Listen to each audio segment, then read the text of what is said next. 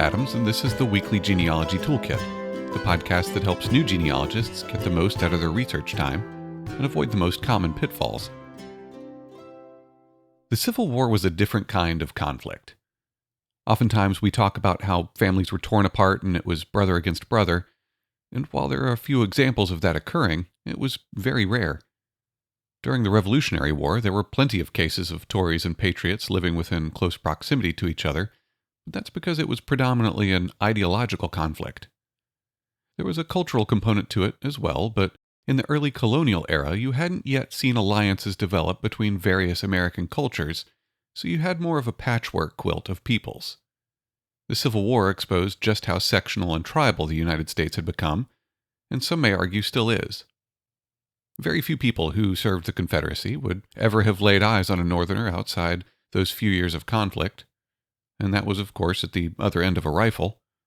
Conversely, very few Northerners would have ever laid eyes on a Southerner either. Once the war was over, things continued much like that, up until the U.S.'s involvement in World War II. Sure, industrialization, getting into full swing, creating social chaos and driving populations into big cities, did a bit to mix those tribes, but not near as much as you might think.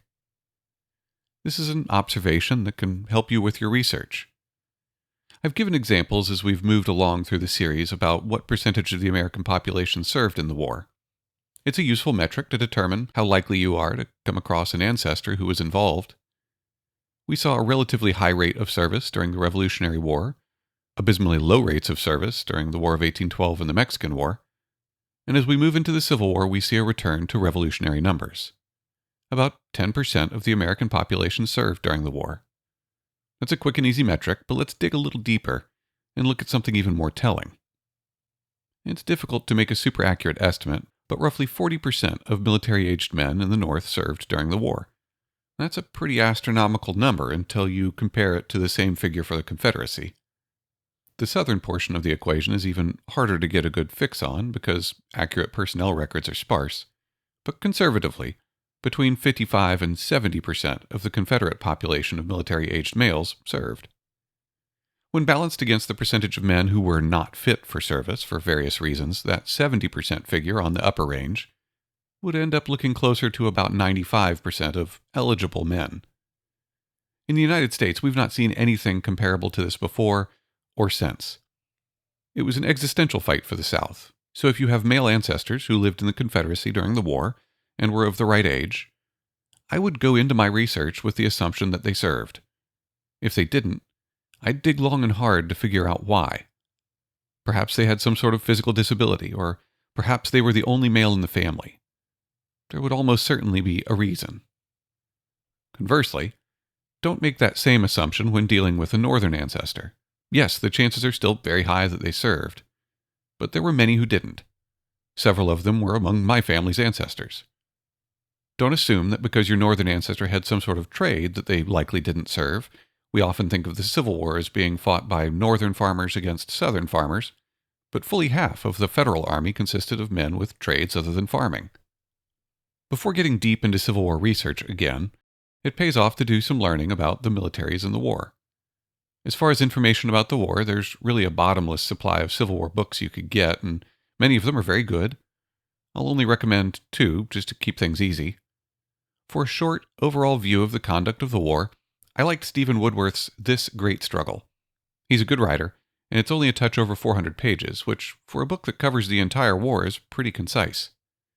The other book that I really liked focused more on the development and the evolution of Northern and Southern strategies during the war. Donald Stoker's The Grand Design is great for the armchair general in all of us. As for understanding the Army, one thing that I can offer here is that there's very little that the U.S. Army of the Civil War had in common with the U.S. Army one day before the Civil War. Over the course of the war, the U.S. Army fielded 20 or so regular infantry regiments.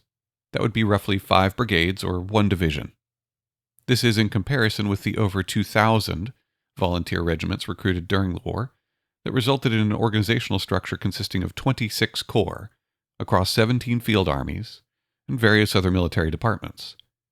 To get a sense of scale, a single corps had between 2 and 6 divisions, and the regular army consisted of a single division's worth of soldiers. Although there are plenty of really good books about the individual armies during the war, like, again, Stephen Woodworth's Nothing But Victory, which covers the Army of the Tennessee, sweeping histories of the Army at large during the war are few in number. Your best bet is a 2-volume publication by Fred Albert Shannon, originally published in 1928.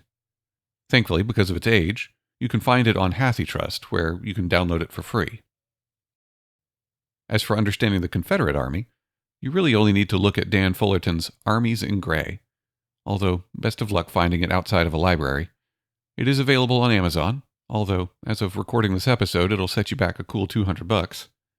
So I'd suggest using an interlibrary loan, or just stick to Wikipedia. So now that you've gone and built some good historical context to inform your research, it's time to get started. The first step, a little unusual, is to figure out which side your ancestor may have fought for.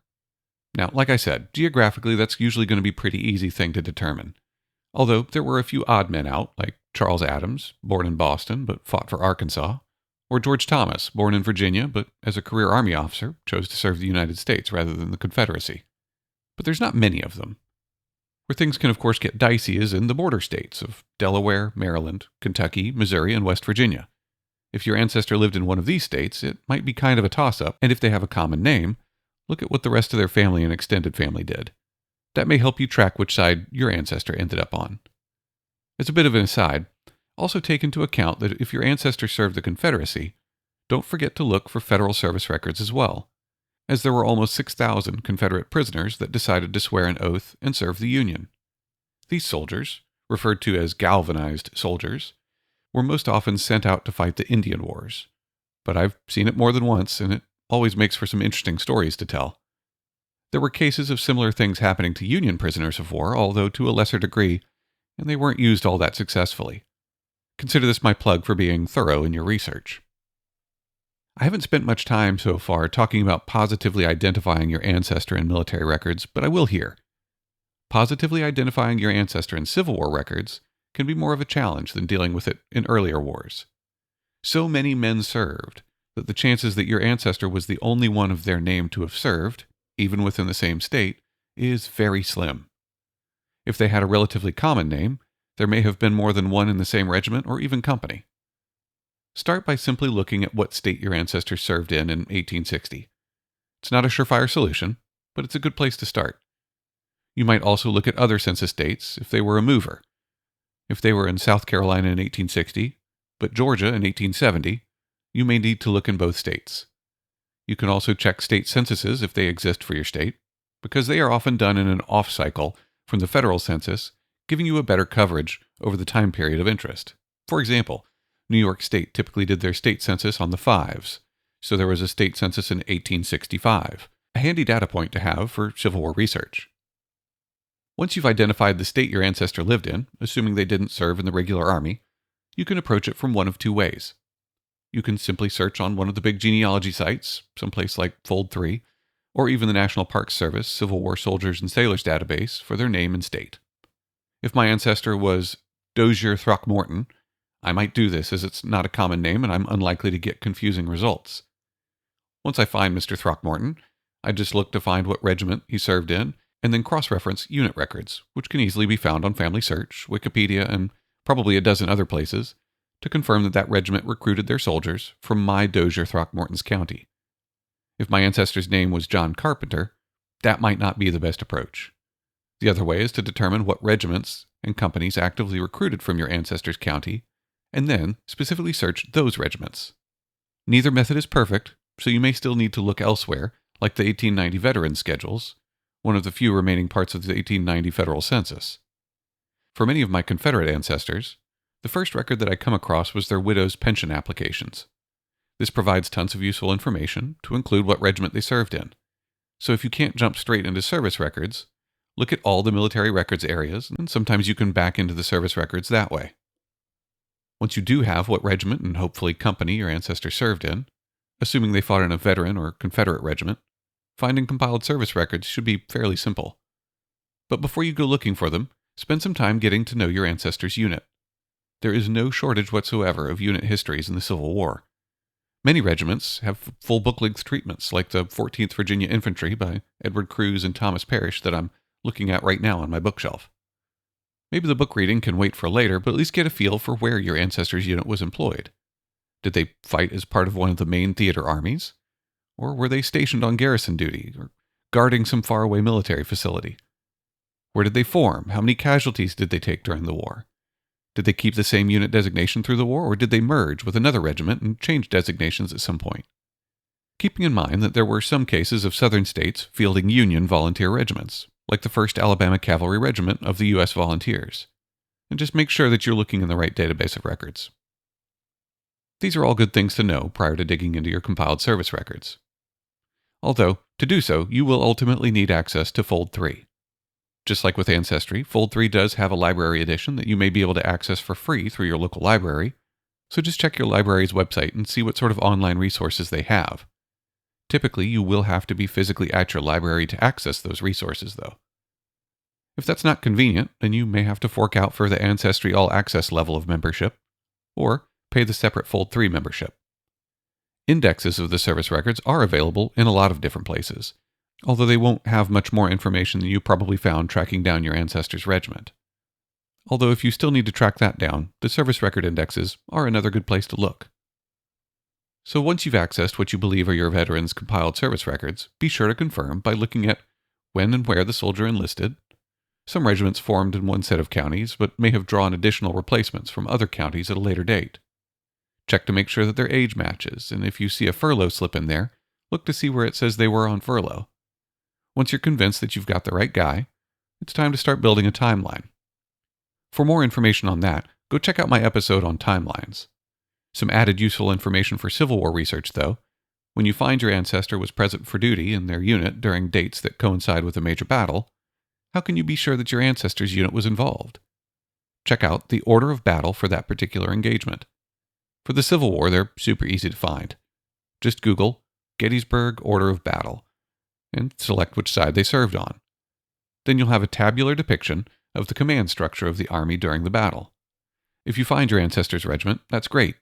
Look to see what brigade, division, and corps or wing that they were a part of, and then hop over to the American Battlefield Trust at battlefields.org. There you can find tons of Civil War battlefield maps that in some cases depict down to the regimental level, but in others might depict a higher level of organization. That's why knowing the order of battle is useful. For many battles, they have maps by phases of the battle so that you can track the location of your ancestor throughout the battle and get a great sense of exactly what portion of the action they were part of. Then, if you get a chance to visit that battlefield, go stand in those spots and be prepared for some real feels. In some cases, you might find the service records contain some medical slips that could indicate that they were wounded or perhaps killed during a battle. If you have an ancestor who was wounded, you may find some odd terminology in those medical slips that make it hard to understand exactly what happened. The most common thing you will find beyond diarrhea is vulnus sclopitarium. This is a fancy way of saying gunshot wound. You might also see V. sclop or just VS in the location of the wound. A less common but related term that you might see is vulnus punctum. This would usually be in reference to a bayonet wound or some other kind of puncture-type wound. Another super common term that I've found is debility, which is just a general term for someone who is unable to physically keep up. I'll provide a link in the description to a page that has loads of historic medical terms if you find yourself stumped on one. In one of my ancestors' cases, they had a medical slip which said vulnus sclopitarium, and the muster slip just after the Battle of Cedar Creek states that he was wounded and left in the hands of the enemy. Based on his regiment's movements during the battle, I surmised that meant that he was hit as his unit culminated their advance, or just as they started to withdraw. That means that I have a pretty darned good idea of exactly where he was when he was shot. I haven't been able to make it up to the battleground yet, but when I do, you know exactly where I'm headed. As an aside, not every American Civil War battlefield historic site consists of the entire battleground. The American Battleground Trust is working on that, but you may find that to get to an important spot, you'll have to contact private landowners. Please don't just trespass. So either way, this note of being left in enemy hands tipped me off that there might be other records to find. Prisoner of war records. Some of the information from prisoner of war records may be pulled into the compiled service records, but you may be able to find additional information. In the case of my ancestor, there are several prisoner of war rolls that show when he was treated for his wounds and ultimately exchanged or released. Prisoner of war records are available in a number of places like Ancestry and Family Search. While there are no bounty land records, since no bounty land was offered during the war, there are plenty of pension records available, thankfully. There are a few indexes available online. The Organization Index to Pension Files has almost 3 million records and is available on Fold3 and transcribed on Family Search. There is also a general index to pension files available on Ancestry and Family Search as well. They contain similar information but are arranged differently. Pension records are detailed though, so you'll often only find indexes online. There are a small number of complete pension packets available on Fold3 within the Civil War Widows Pensions database, but for the most part, for full records, you're again going to need to hit up the National Archives. Confederate pension records, however, are not held within the National Archives. The United States did not administer a pension program for Confederate soldiers, but most former Confederate states did, and they honored each other's pension programs, enabling a veteran who served for the state of Georgia to pull a pension in Texas if they moved later. State pension records are fairly widely available on Ancestry and Family Search, but again, make sure that you're looking in the state in which your ancestor lived after the war, not necessarily what state they rendered their service for. Some states have fairly complete records available, while others will only have indexes. For those states that only have indexes, be sure to look at the State Archives website and see if there's additional information that can be requested there. As I look at the time, I realize that I'm getting a little long on this episode, and there's a tremendous amount of information available online for Civil War research. But I just have to remind myself that I'm just here to help you get started. I'm not going to give you an exhaustive tutorial or anything like that. I hope some of what you've heard today will be useful for you as you move forward in understanding your ancestors' Civil War service. It's a very interesting area to dig into, and there's some amazing triumphs and tragedies that likely altered the course of your family's history, just waiting for you to find them. If you have an interesting Civil War story, please tell me about it on Twitter, @TheWGTPod. If you're enjoying the Military Records series, think about leaving a review. Either way, thanks for listening, and I'll see you next time.